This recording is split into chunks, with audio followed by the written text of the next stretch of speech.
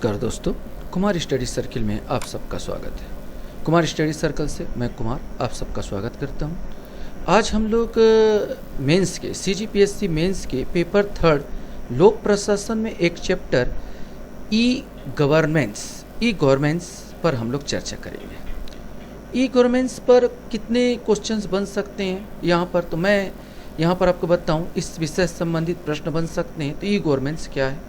Simple सा question आपसे, चाहे वो 30 शब्दों में पूछे, चाहे 60 में पूछे, चाहे 100 में पूछे, चाहे वो 500 में पूछे, आपसे बन सकता है। दूसरा, ई गवर्नेंस को कितने श्रेणियों में विभक्त किया जा सकता है? ई गवर्नेंस की विशेषता बताइए। ई गवर्नेंस से क्या लाभ है? ई गवर्नेंस के उद्देश्य बताइए। भारत के परिप्रेक्ष्य में ई गवर्नेंस की उपयोगिता बताइए। और भी क्वेश्चंस बनते हैं, तो हर क्वेश्चंस को अलग अलग बताना से बेटर है कि हम डायरेक्ट पूरा जिस प्रकार पढ़ते हैं डिस्क्रिप्टिव, तो डिस्क्रिप्टिव हिसाब से पूरा पढ़ लेते हैं। इसके बाद जो पूछे बन जाए। अपना ये पहले क्वेश्चन सोचिए आप मन में कि कैसे कैसे क्वेश्चन बन सकते हैं, और इसके बाद पूरा डिटेल आपको दिमाग में, आपका कंप्यूटर, आपका माइंड ही आपका कंप्यूटर है, ठीक है, सब याद रखिएगा। यहाँ पर हमको डेस्कटॉप नहीं, यहाँ पर हेड टॉप चाहिए, अपनों का हेड टॉप, और your head top is your mind. यहाँ पर ये चीज़ याद रखेंगे, तो आप माइंड में बैठा के रखिए इस चीज़ को। तो हम पहले चलते हैं सर, ई गवर्नेंस क्या है? तो ई गवर्नेंस का मतलब सभी सरकारी कार्यों को ऑनलाइन सर्विस के माध्यम से जनता तक आसानी से पहुँचाना, जिसमें सरकारी कार्यालयों और जनता दोनों के पैसे और समय की बचत हो सके, और बार बार आपको विभिन्न दफ्तरों के चक्कर न लगाना पड़े। सीधे शब्दों में कहे तो ई गवर्नेंस के तहत सभी सरकारी कामकाजों का ऑनलाइन कर दिया गया है, जिसमें जनता घर बैठे विभिन्न कार्यों के लिए ऑनलाइन ही अप्लाई कर सके। अब आपके सामने है ई गवर्नेंस की श्रेणियाँ, कितने श्रेणियों में बंटा है। तो ई गवर्नेंस संबंधी परियोजना को सेवा प्रदान करने की दृष्टि से इन्हें मुख्य रूप से 5 श्रेणियों में विभक्त किया जा सकता है। जैसे मैं बोलूँ G2G, अर्थात सरकार से सरकार तक, अर्थात गवर्नमेंट टू गवर्नमेंट। यहाँ पर जब सरकार के किसी विभाग का दूसरे किसी विभाग से ई गवर्नेंस के माध्यम से संपर्क होता है, तो यह श्रेणी गवर्नमेंट टू गवर्नमेंट कहलाती है। जैसे खाद्य एवं नागरिक आपूर्ति मंत्रालय खाद्यान्नों संबंधी आवश्यकताओं को सूचना कृषि मंत्रालय को भेजे, मैंने दोनों साइड। और आपको बोलने की ज़रूरत नहीं है यार, आज जब हम कोरोना वायरस की जगह से लॉकडाउन है, तो पूरा का पूरा जो सिस्टम है ना, ई गवर्नेंस पर चल रहा है। यहाँ पर आज तो पढ़ाई लिखाई भी ई गवर्नेंस पर हो रही है, ठीक है। यहाँ पर चीज़ों में बड़े बड़े स्कूल, बड़े बड़े कोचिंग सेंटर, मेरा तो छोटा सा कोचिंग सेंटर है, मैं तो नहीं कर पा रहा हूँ, लेकिन बड़े बड़े इंस्टीट्यूट, बड़े बड़े कोचिंग सेंटर, एक आप प्रत्यक्ष रूप से मैं भी आपको दे रहा हूँ। ये क्या है यार, ई गवर्नेंस तो है। तो यहाँ पर हालांकि हम लोग अलग है, गवर्नमेंट टू गवर्नमेंट जो चल रहा है, ये आपका G2G बोले तो एक पहला प्रकार है। G2C अर्थात गवर्नमेंट टू सिटीजन, सरकार से जनता तक, यही तो चल रहा है। मोदी जी बार बार भाई और बहनों कह रहे हैं, किसके माध्यम से? ई गवर्नेंस के माध्यम से। हर 15 दिन बाद लॉकडाउन करवाते हैं, और करवाने के बाद फिर आ जाते हैं। उनकी भी गलती नहीं है सर, मैं उनकी क्रिटिसाइज नहीं कर रहा हूँ, मैं उनका बोला जाता है, क्या करेंगे, वहाँ पर कुछ काम ही नहीं चल रहा है। यहाँ पर तो G2C सरकार से जनता तक, सरकार एवं नागरिकों के बीच पारस्परिक व्यवहार गवर्नमेंट टू सिटीजन नागरिक श्रेणी में आता है, जैसे आयकर वितरण जमा करना आदि आदि।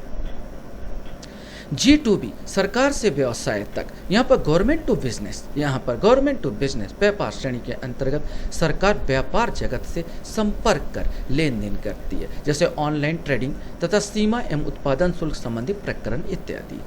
G2E सरकार से कर्मचारी तक, यहाँ पर एम्प्लॉय, गवर्नमेंट टू एम्प्लॉय से बात कर रहा है, इसमें सरकार अपने कर्मचारी गवर्नमेंट टू एम्प्लॉय से संप्रेषण करती है। C2C नागरिक तो नागरिक, सिटीजन टू सिटीजन, यहाँ पर श्रेणी नागरिकों का पारस्परिक सम्यक होता है। जैसे आपका बोला जाए तो ई गवर्नमेंट से रोज ही तो आप लोग लॉकडाउन में बैठे हो, या तो फेसबुक में बिजी हो गए, या तो अपना व्हाट्सअप चलता होगा, और कोई चला रहा है, तो इसमें सब इसी में चल रहा है यार। पूरा तो प्रकार आप ये 5 प्रकार दिमाग में बैठा लो, बोलने की जरूरत नहीं, आपको लिखना आना चाहिए, लिख लेंगे आप, कुछ नहीं है।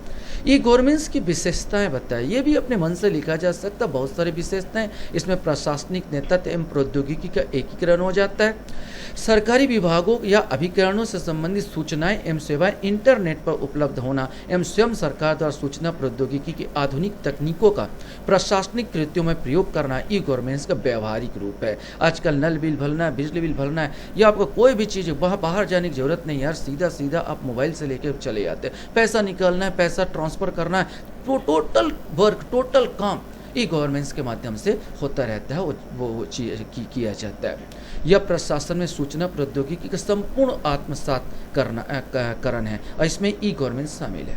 ई गवर्नेंस लोक प्रशासन के स्वचालन की अवधारणा और प्रयासों का परिष्कृत एवं विस्तार स्वरूप है। स्वचालन ऑटोमेटिक चलना, जिस प्रकार मशीन होता है ऑटोमेटिक चलता रहता है, यहाँ पर ठीक उसी प्रकार गवर्नमेंट से जो लोक प्रशासन ऑटोमेटिक काम करे, ऑटोमेटिक चले, ये ई गवर्नेंस का ही रूप है। ई गवर्नेंस की अवधारणा मूल रूप से बेहतर सरकार की मान्यता को पल्लवित करती है, जिसके तहत नौकरशाही का छोटा आकार, प्रशासन के सच्चरित्र, लोक सेवाओं के प्रति जवाबदेही, जनता के प्रशासन के प्रति विश्वसनीयता जानना तथा प्रशासनिक कार्यों में पारदर्शिता लाना इत्यादि शामिल होता है। इस व्यवस्था से कागजी कार्रवाई में कमी आती है तथा विलंब और बाबूराज पर रोक लगती है। आप घर बैठे बैठे सब काम करते हो यार, यहाँ पर क्योंकि जो कागजी कार्रवाई बहुत लंबा चला जाता है, यहीं पर ऑटोमेटिक सब बैठे बैठे किया जा सकता है। आने वाले समय अगर कोरोना का अगर इलाज हम नहीं ढूंढ पाए तो इसका और बेहतर उपयोग आप जान पाओगे और कर पाओगे।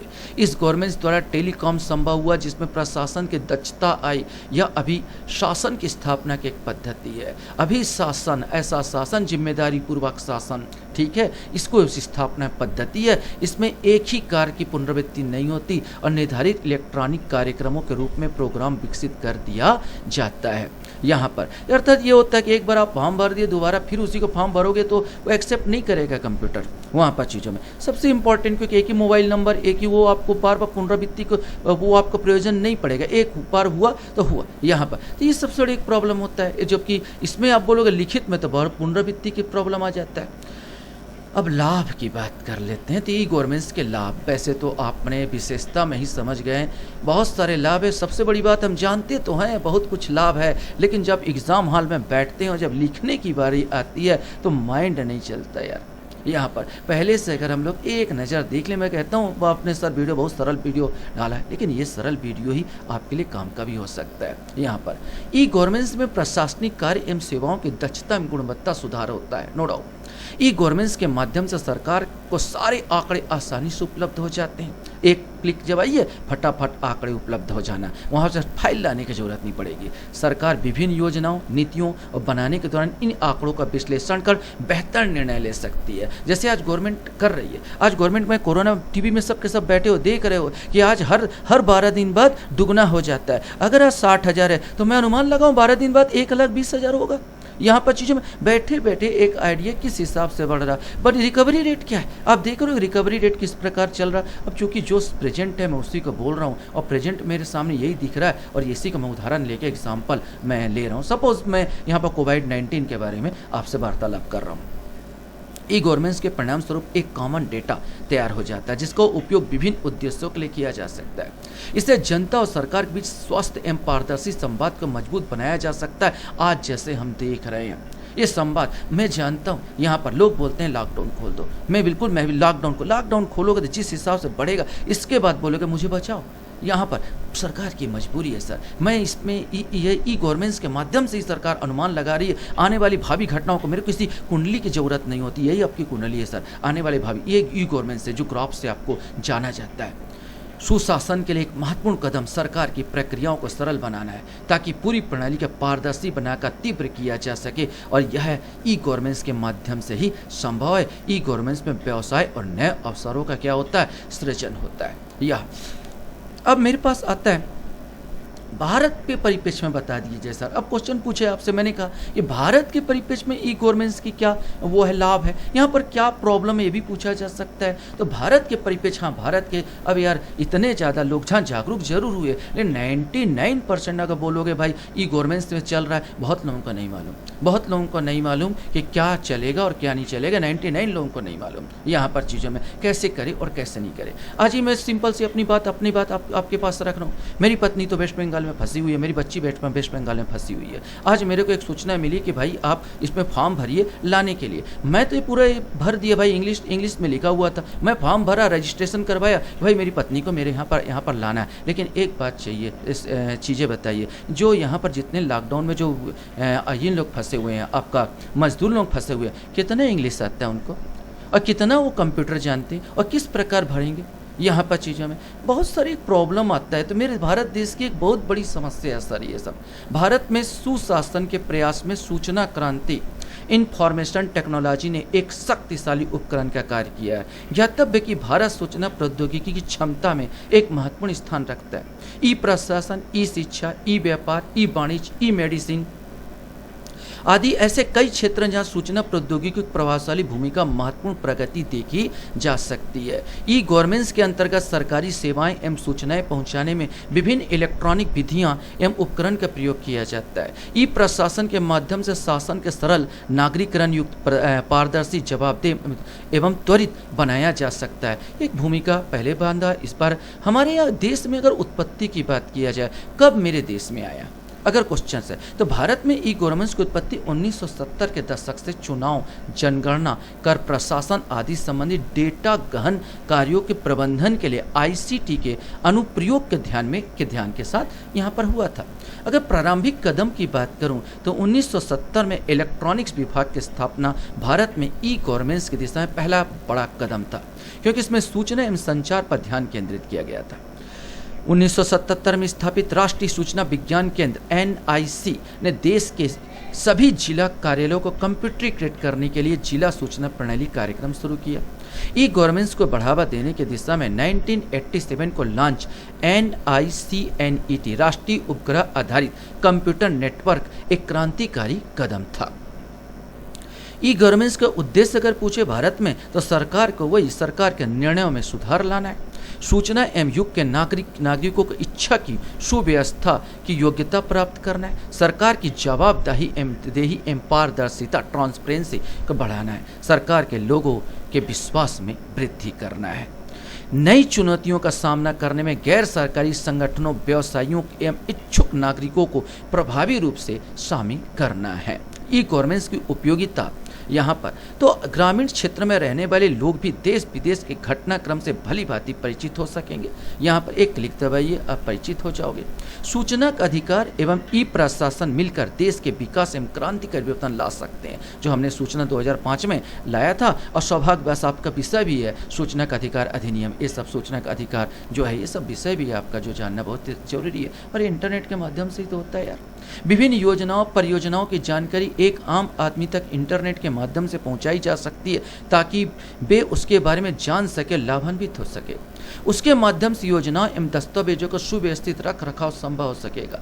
सूचनाओं सीधे संबद्ध व्यक्ति तक पहुंच सकेगी और बिचौलियों, माने जो बीच के आदमी होते हैं, जो आपसे लूट लेते हैं, की भूमिका खत्म हो सकेगी। और शोषण का एक कारक था ये बिचौलिया, जो शोषण अभी भी होता है। बिचौलिया 90% भारत में बिचौलियों के माध्यम से काम होता है, जो शोषण कर लेते हैं। ज्ञान आधारित भारत के निर्माण में ई गवर्नेंस एक महत्वपूर्ण कारक है।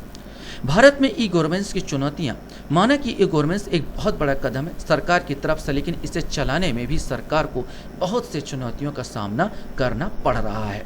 अब क्या चुनौतियां? तकनीकी चुनौतियां। यार हर तकनीकी से हर कोई वाकिफ नहीं है।